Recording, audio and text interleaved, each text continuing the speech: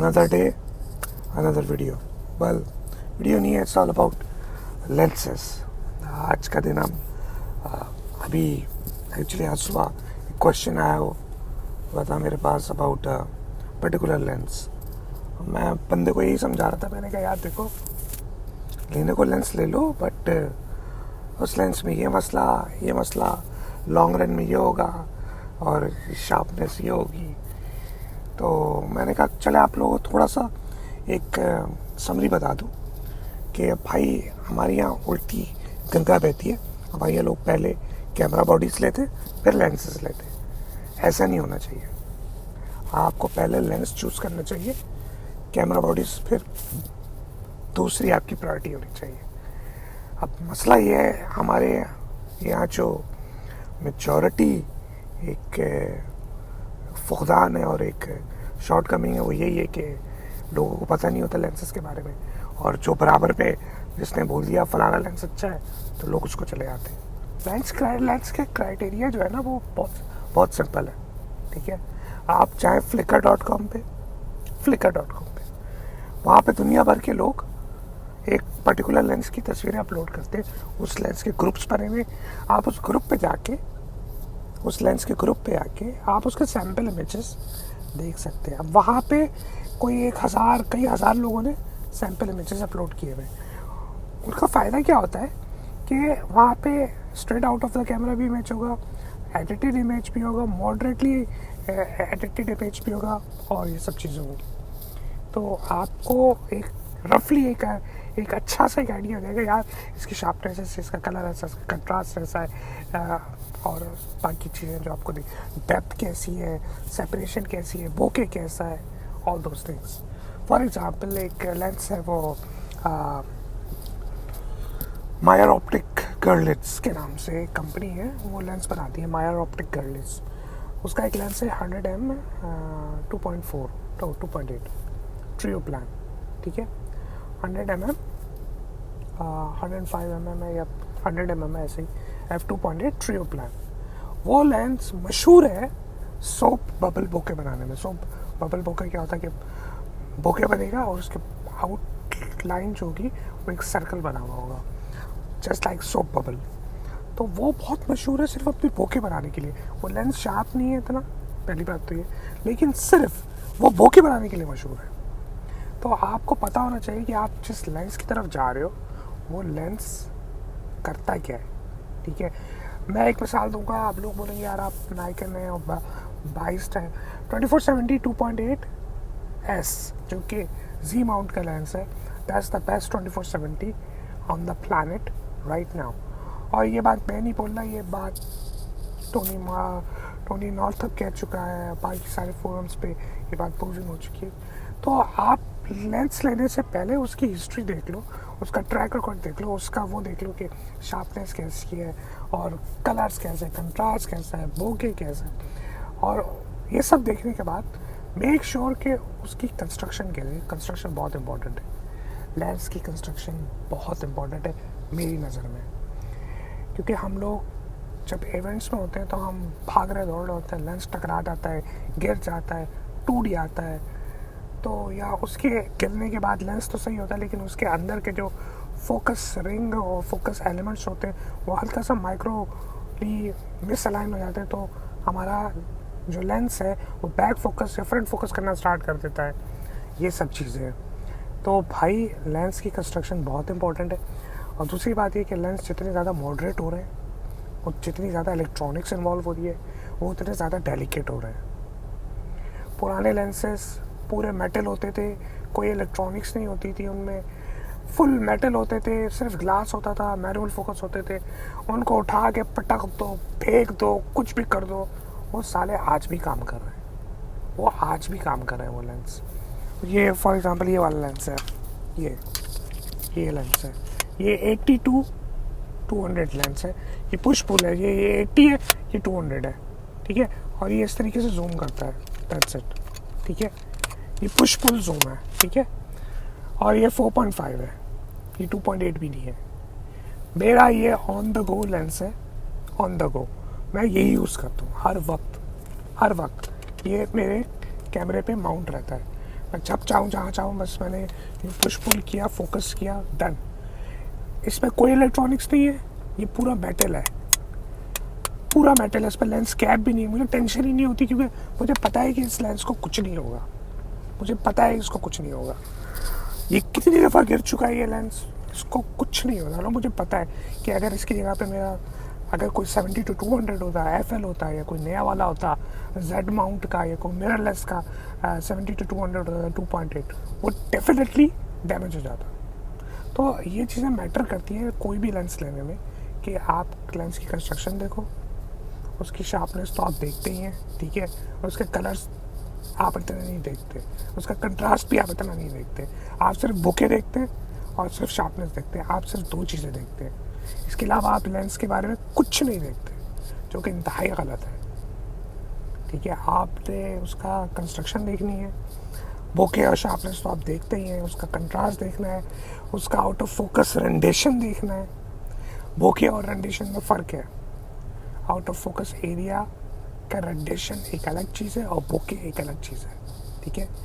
Out of focus area rendition का कि मेरे पीछे का ये जो बैकग्राउंड है ये कैसा रेंडर हो रहा है, ये मैशी तो नहीं है, ये ऐसा तो नहीं है कि पोटैटो को मैश कर दिया हो, जो कि सिग्मा लेंसेज करते हैं। सिग्मा लेंसेज मशहूर है out of focus area rendition में, उसको मैश करने में सिग्मा के लेंसेज मशहूर हैं, और इसी वजह से मुझे वो पसंद नहीं है, ठीक है। दूसरी बात है कि सिग्मा के लेंसेज लॉन्ग रन नहीं है। ये जो लेंस मैंने आपको दिखाया, ये 42 साल पुराना लेंस है, 42 ईयर्स ओल्ड, 42 ईयर्स ओल्ड है, और ये मेरा ऑन द गो लेंस है। मैं इमेजेस रोज़ाना के हिसाब से मैं इसके पोस्ट कर रहा होता हूँ, और ये लेंस आज भी काम कर रहा है। मुझे कोई एक लेंस बता दो सिग्मा का जो कि 40 साल पुराना हो और वो अभी तक काम कर रहा हो, मुझे कोई एक लेंस बता दो। 40 साल छोड़ो यार, 10 साल भी छोड़ो यार, 5 साल, मुझे 5 साल पुराना कोई लेंस बता दो जो आप में से या आपके किसी दोस्त के पास आज भी पहुँचू दो सिग्मा का, और वो काम कर रहा हो। तो भाई बात ड्यूरेबिलिटी की होती है, बात रिजिडिटी की होती है, बात कंस्ट्रक्शन की होती है। ये जो थर्ड पार्टी लेंसेज होते हैं ना, मैं सिग्मा की बुराई नहीं कर रहा, जितने भी थर्ड पार्टी लेंसेज होते हैं ना, ये लॉन्ग रन के नहीं होते। ये 1 से 2 साल, मैक्सिमम 3 साल आपके पास काम करेंगे, उसके बाद डिस्पोज, खलास, डन। 40-42 साल हो गए और ये आज भी काम कर रहा है। क्यों काम कर रहा है भाई ये? इसको नहीं काम करना चाहिए।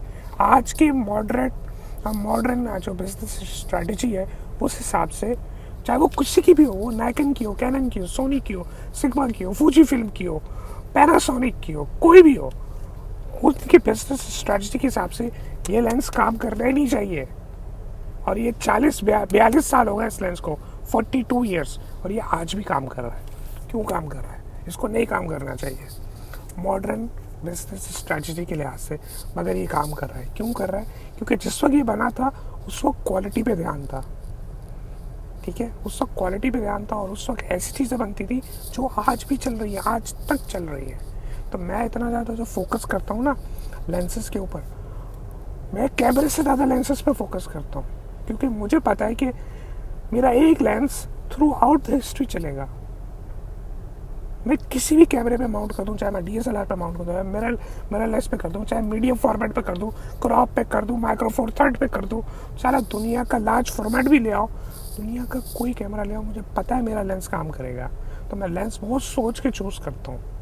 लेंसेज हमेशा सोच के चूज़ करें। मेरे पास एक सैम्पल इमेज है, मैंने कल सुबह लिया था, मैं आपको दिखाऊंगा, वो इसी लेंस से 80-200 से। और मैंने जानबूझ के गाड़ी रोक के वो शॉट ली, क्योंकि मैं एक डेप्थ दिखाना चाह रहा हूँ कि ये 42 साल पुराना लेंस आज भी उतनी शार्प इमेज ले रहा है और एक 3D इमेज क्रिएट कर रहा है लेयर्स की फॉर्म में। वो पहाड़ी है, पहाड़ी का शॉट लिया मैंने, वो आप देखेंगे पहली दफ़ा में आपको लगेगा यार ये कुछ 3 डायमेंशनल ऑब्जेक्ट है। मैं खुद देख के हिल गया, मैंने कहा यार दिस इज़ समथिंग डिफरेंट। मैंने जानबूझ के लिया, हालांकि बहुत सिंपल शॉट है, कोई ऐसा नहीं है, कोई फैंसी कोई वाव इमेज नहीं है, लेकिन वो सैम्पल इमेज है लेंस की परफॉर्मेंस दिखाने के लिए कि ये लेंस 42 साल पहले बना था, आज भी काम कर रहा है। पिछले 50 साल के अंदर जितनी ज़्यादा लेंस बनाने में एडवांसमेंट हुई है, वो पता है सिर्फ 2 जगह हुई है, और मैं बताता हूँ वो कहाँ पे। Ultra wide angle lenses medium zoom है जो कि 14-24 टाइप की है, फिर एक मीडियम जूम लेंसेज है 24-70 टाइप की, और फिर एक टेलीफोटो है जो 70-200 की रेंज है। तो जो सबसे ज़्यादा इम्प्रूवमेंट आई है ना ऑप्टिक्स के अंदर, वो आई है अल्ट्रा वाइड एंगल और टेली जूम्स के अंदर। बीच में जो 24-70 है उसमें नहीं आई है। आप एक एग्जाम्पल उठा के किसी भी जगह पे देख लो, कोई भी ब्रांड देख लो, आपको अल्ट्रा वाइड एंगल ज़्यादा अच्छे मिलेंगे लेंसेज और टेलीफोटो ज़्यादा अच्छे मिलेंगे। अब जाके 24-70 2.8 Z माउंट जो नाइकन का है, वो मार्जिनली भी सब जितने भी 24-70 है मिररलेस का उन सबसे अच्छा है। ठीक है, तो ये एक इम्प्रूवमेंट अब आई है देखने में। लेकिन जो अल्ट्रा वाइड एंगल लेंसेज है 14-24 12-24 f4 या 2.8 जो भी है, ठीक है, दे आर अमेजिंग। जो टेलीफोटो है अब जैसे कि 70-200 2.8 FL नाइकन का, अमेजिंग। मैंने कभी भी 70-200 VR2 की कभी तारीफ़ नहीं करी क्योंकि वो लेंस अच्छा था ही नहीं। लेकिन जो 70-200 2.8 EFL जो कि DSLR F माउंट के लिए बना है, that's the best 70-200 2.8 from Nikon. Mirrorless जितने लेंसेज हैं वो वीडियो के लिए ट्यून हुए हैं। मिररलेस का पूरा प्लेटफॉर्म जो है वो पूरा का पूरा वीडियो के लिए है। ये बात मैं पहले भी बोल चुका था, आज दोबारा बोल रहा हूँ। मिररलेस का पूरा प्लेटफॉर्म, चाहे वो कोई भी कंपनी हो, Nikon, Canon, Sony, Panasonic, Fuji film, सारे मिररलेस कैमरा जो है they are built for videos. उनके lenses they are built for videos. ठीक है, तो अगर आप वीडियो शूटर हो तो डेफिनेटली आपको मिररलेस पे जाना ही जाना है। लेकिन अगर आप सिर्फ इमेजेस लेने तो वो मेरी तरह यार ये DSLR लेकर इस्तेमाल करते रहो। ये आज भी काम कर रहा है DSLR, ये इतना भारी पत्थर ये आज भी काम कर रहा है। मैं तो इससे आज भी काम कर रहा हूँ, मैं इससे आज भी इमेजेस ले रहा हूँ। मुझे कोई टेंशन नहीं होती कि मैं 2.8 ले रहा हूँ या 4.5, क्योंकि मुझे पता है कि मेरे इमेजेस 4.5 से अभी डेप्थ पे मैं ज़रा ज़्यादा, क्योंकि ये टेलीजूम है। टेलीजूम के अंदर क्या होता है कि जब आप 200 पे ले रहे होते हो, 2.8 पे ले रहे होते हो, आर्किटेक्चर शॉट ले रहे होते हो, तो होगा क्या उस पर ये होगा कि फिर आपने पूरा आर्किटेक्चर की डेप्थ लेनी है ना 200 के ऊपर, तो 2.8 पे भी लोगे ना तो वो मैक्सिमम डीपर डेप्थ आएगी आपके पास। तो 4.5 पे ले लो तो और आ जाएगी। तो मुझे टेंशन ही नहीं होती कि मुझे 2.8 चाहिए कि 4.5 चाहिए। तो हर किसी की अपनी प्रेफरेंस होती है। हाँ, अगर पोर्ट्रेट्स लेना है, पोर्ट्रेट्स के लिए मैं कभी भी जूम यूज़ नहीं करता, मैं नहीं यूज़ करता। मेरा एक ही लेंस है पोर्ट्रेट के लिए, वो है 105 f2 DC। बात ख़त्म। मैं कुछ भी करूँगा, मैं सिर्फ वही लेंस यूज़ करूँगा चाहे कुछ भी हो जाए। तो भाई लेंसेज। मैं हमेशा ही कहता हूँ कि camera bodies comes and goes, lenses remains for ever. ठीक है, लेंसेज वाइजली चूज़ करें। और मैं फिर बोलूँगा, थर्ड पार्टी से अवॉइड करो प्लीज़। लॉन्ग रन अगर आपने लेंसेज लें, थर्ड पार्टी से अवॉइड करो, ब्रांडेड लेंसेज लो। कैनन यूज़र हो, कैनन के लेंसेज लो। नाइकन यूज़र हो, नाइकन के लेंसेज लो। फूजी फिल्म यूज़र हो, फूजी फिल्म के लेंसेज लो। सोनी यूज़र हो, सोनी के G मास्टर ले लो। ठीक है यार, वो एक दफ़ा खर्चा होगा, पैसे बचाने के लिए आप लोग थर्ड पार्टी लेंसेज लेते हो। मैं हमेशा ही कहता हूँ, ये बात काउंटलेस टाइम प्रूव हो चुकी है कि सस्ता गियर हमेशा महंगा पड़ता है। लेंस बहुत सोच समझ के चूज़ करें, बहुत सोच समझ के। तो बस इंशाल्लाह फिर आप लोगों से दोबारा बात होती है फिर किसी टॉपिक के ऊपर। लेंसेज के बारे में मेरी बस ये बोलती मैंने आपसे शेयर कर दी, फिर बात करते हैं। अपना ख्याल रखिएगा। अल्लाह हाफ़िज़।